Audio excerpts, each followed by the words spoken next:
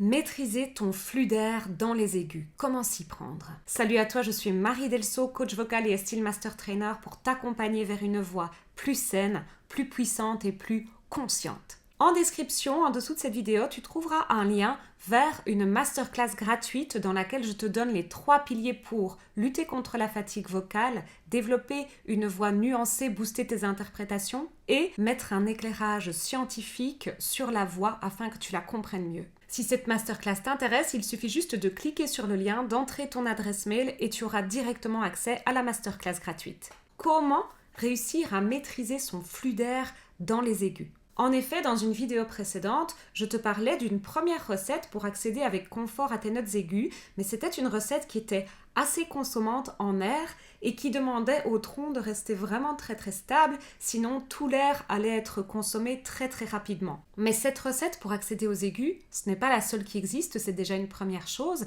et en plus, elle est relativement fatigante, donc je vais déjà te proposer de travailler une seconde recette dans laquelle tu pourras bien mieux maîtriser ton flux d'air. Souviens-toi, notre première recette, c'était celle-ci.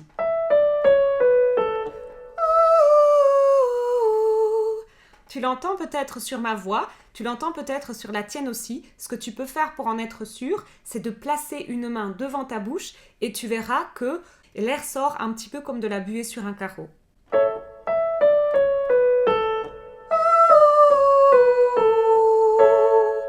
Si tu ressens de l'air sur ta main, c'est que tu fais parfaitement bien la recette numéro 1. Essaye de voir maintenant si c'est possible de faire la recette numéro 2. La recette numéro 2, il faut que tu sentes que rien n'arrive sur ta main, pas d'air, pas de buée, rien du tout.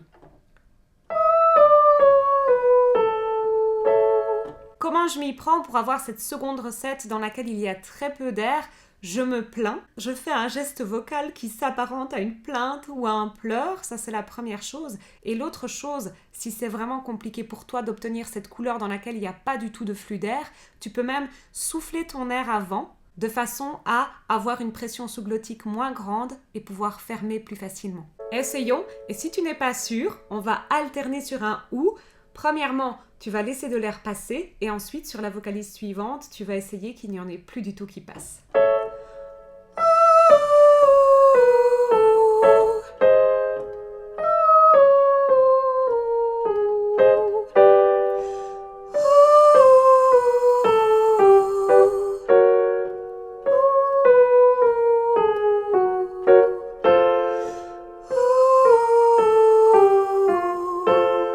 Tu auras remarqué que j'ajuste ma prise d'air. Si je sais que je vais faire une sonorité soufflée, je prends un petit peu plus et je le contiens un petit peu plus aussi tandis que je chante. Lorsque je veux faire une voix moins soufflée, j'en prends moins ou alors je le souffle avant de commencer. Parfois même, entre les deux vocalises, je ne reprends pas du tout d'air afin de m'assurer que ma pression sous-glottique n'est pas trop grande. On recommence ?